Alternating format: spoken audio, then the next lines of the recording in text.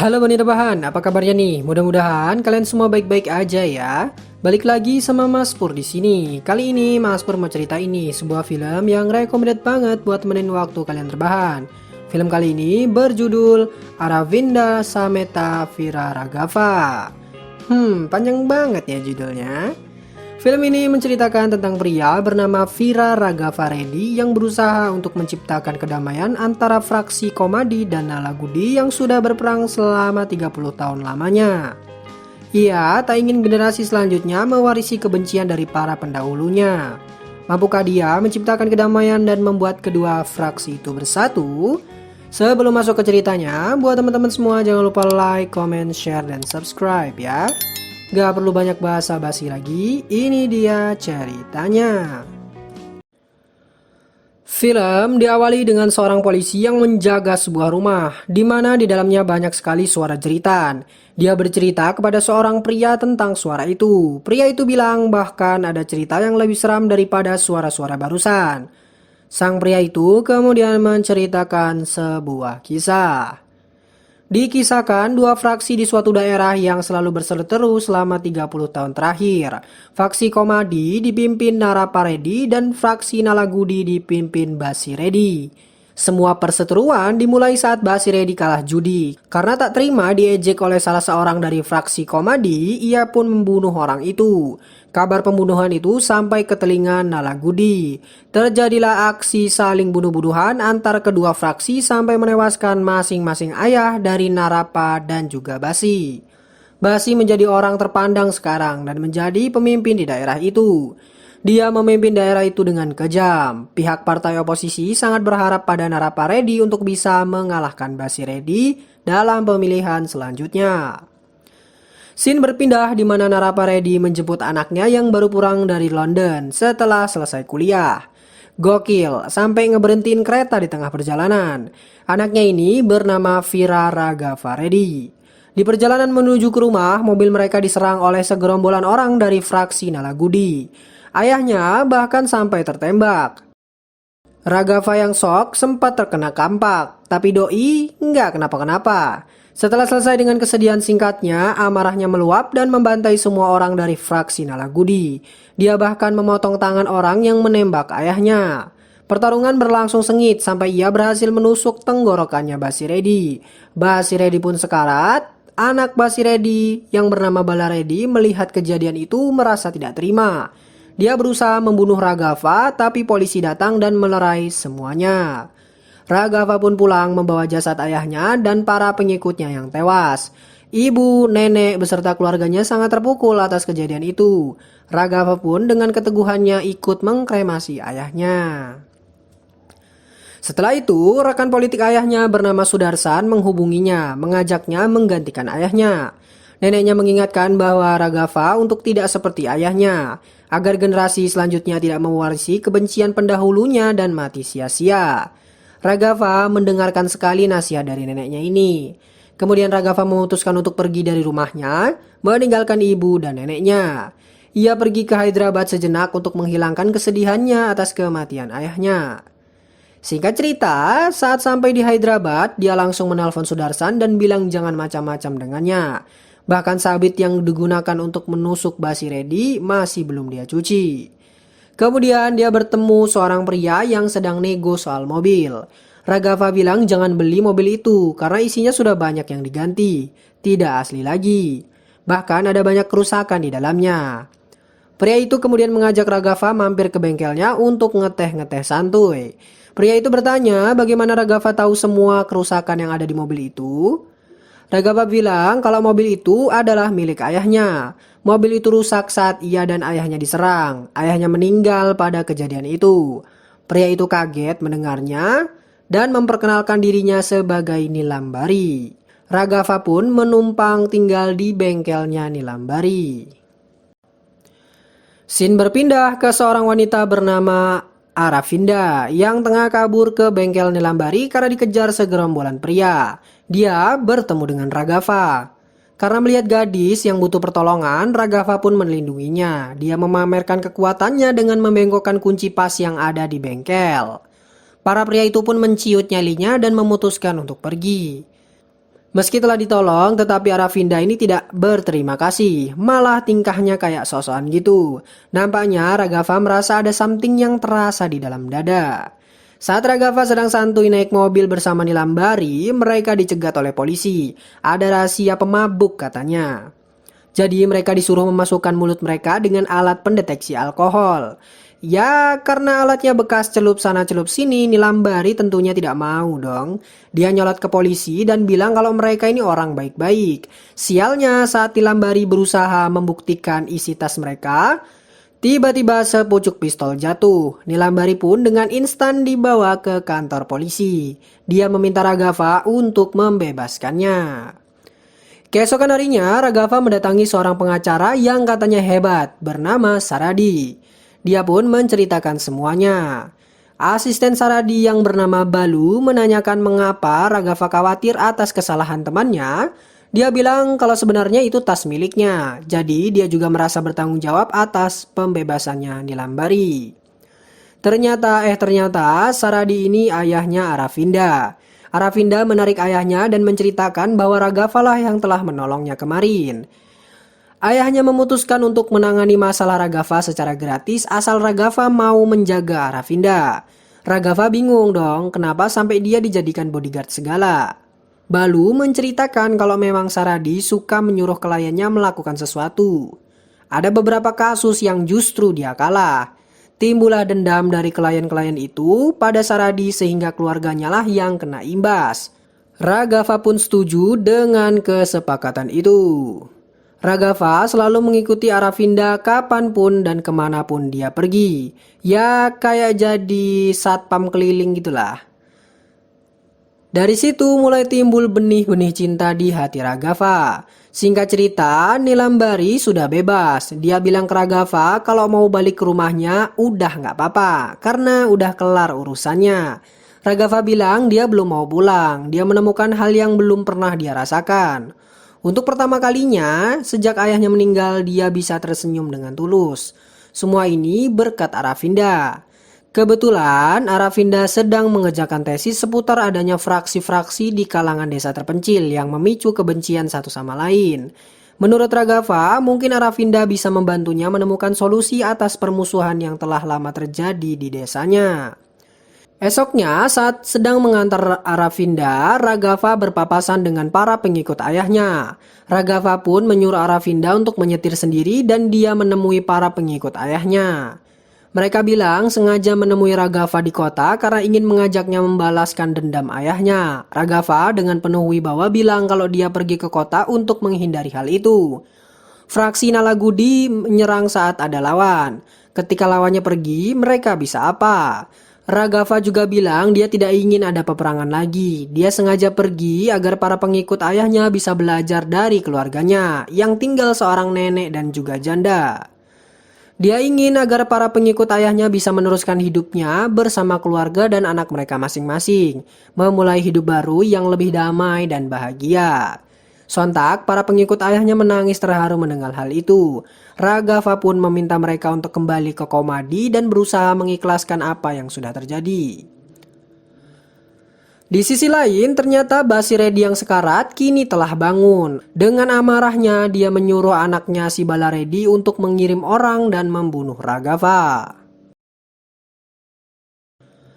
Scene beralih ke Raghava dan Nilambari. Raghava ini mau beli bunga karena dia akan ada ketemuan sama yayangnya si Aravinda. Namun dia melihat ada mobil dari antek-antek Basiredi yang lewat menuju sebuah sekolah.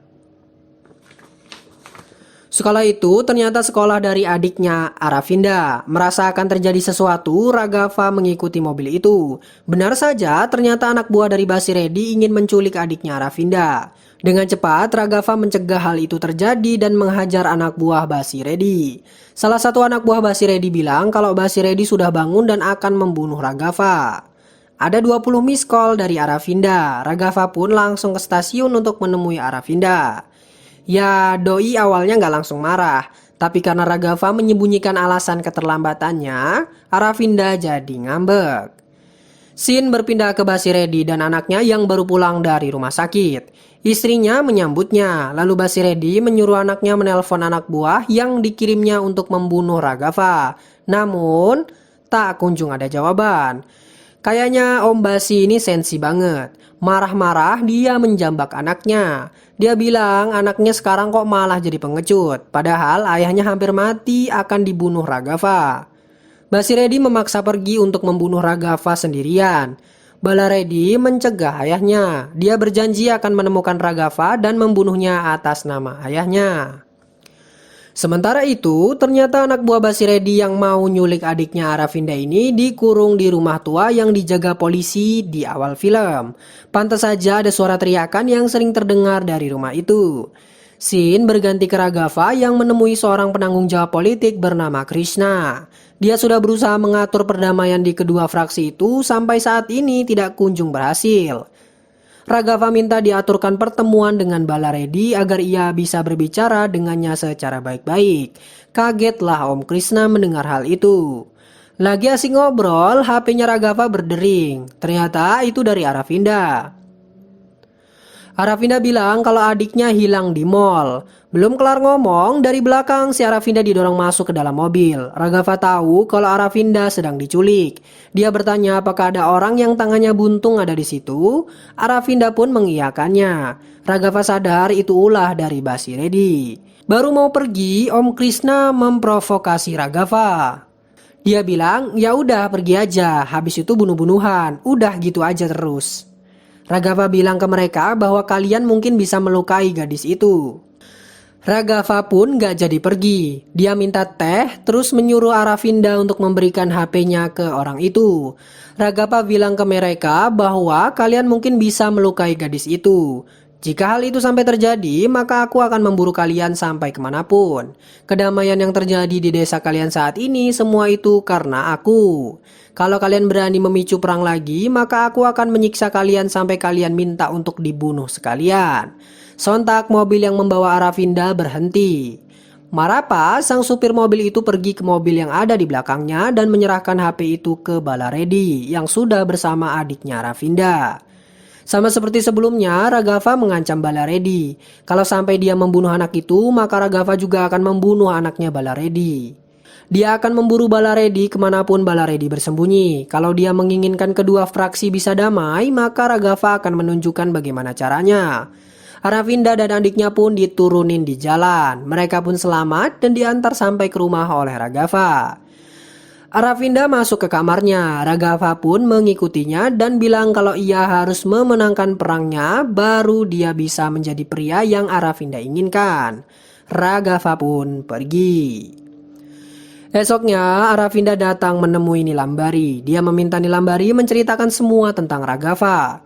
Mengetahui semua hal itu, Aravinda mengajak Nilambari untuk ke desa Komadi dan Nalagudi untuk meliput dokumenter kesaksian dan cerita dari para penduduk di sana. Di sisi lain, Raghav mendatangi pertemuan yang ia minta. Di sana ada Krishna, Sudarsan, dan Balaredi. Balaredi ini langsung ngegas aja. Dia ingin membunuh Raghav karena telah mengancam dirinya sebelumnya. Dengan celurit hasil umpan pendek dari anak buahnya, dia menyerang Raghav. Tapi Raghav lebih jago bosku. Dia menghajar Balaredi dan semua anak buahnya sampai KO.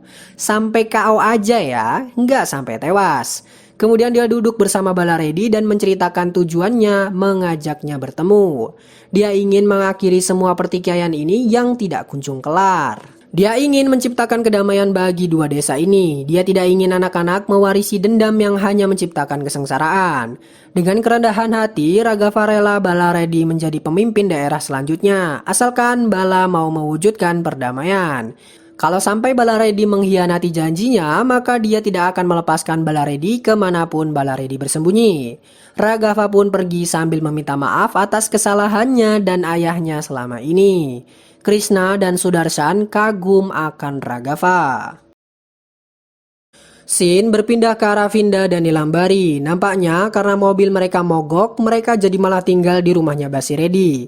Mereka sendiri juga nggak tahu kalau itu Basiredi. Kemudian Marapa dengan sedihnya curhat ke Basiredi. Dia bilang semenjak dia balik dari kegagalan menculik Aravinda, dia selalu diceng-cengin sama teman-temannya. Lalu muncullah Balaredi. Marapa yang lagi frustasi malah mengadukan kalau Bala diam-diam ketemuan sama Raghav dan melakukan perjanjian damai. Basiredi yang marah kemudian langsung menusuk anaknya dengan besi. Dia kecewa karena anaknya berubah menjadi lembek.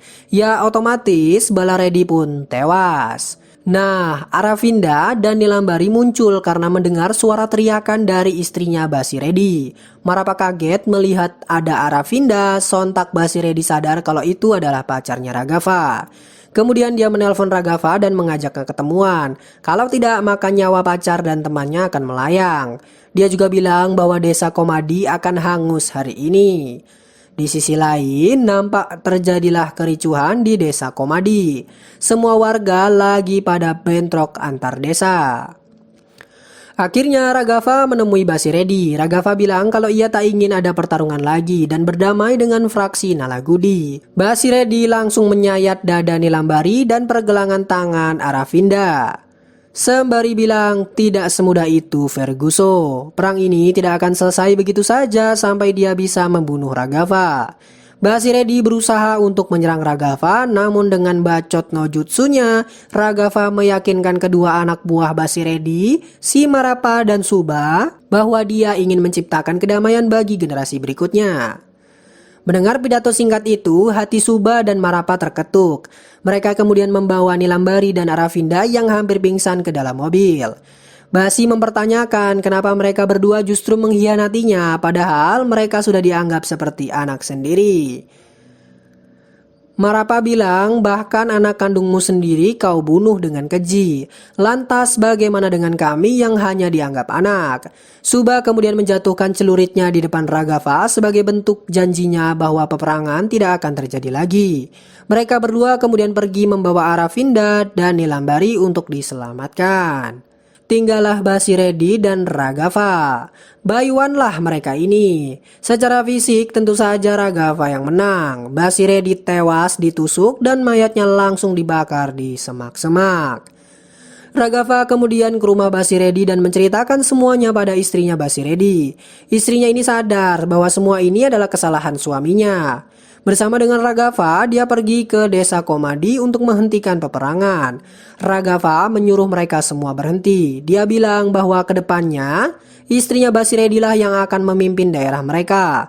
Tidak ada yang boleh komplain baik dari pihak Komadi maupun Nalagudi. Semua harus bisa hidup damai dan saling menjaga satu sama lain. Scene kembali ke Nilambari yang kelar bercerita. Si polisi bertanya lantas bagaimana nasib para penculik yang dikurung di rumah tua ini. Nilambari bilang kalau Raghav sudah memberikan persediaan makanan untuk 3 hari, beserta petunjuk cara keluar dari rumah itu. Jadi para penculik itu pastilah masih hidup. Apakah mereka tidak akan balas dendam kepada Raghav? Lanjut si polisi. Orang yang belajar bertahan hidup tidak akan suka membunuh orang lain, jawab Nilambari. Kemudian dari belakang mereka, para penculik itu berhasil keluar. Di depannya sudah ada Raghav yang menyambut mereka. Raghav memberikan mereka sebuah alamat di mana mereka bisa mendatangi alamat itu agar dapat pekerjaan yang lebih halal. Raghav pun pergi dan film pun selesai. Itulah tadi alur cerita dari film Aravinda Sameta Vira Raghav. Dari judulnya aja udah panjang banget. Gimana nih menurut teman-teman film ini? Apakah worth it untuk ditonton? Jangan lupa komen-komen di bawah ya. Sekian dari Mas Pur kali ini. Sampai jumpa di film selanjutnya. Tetap jaga kesehatan dan patuhi protokol yang ada. Mas Pur pamit undur diri. Bye-bye.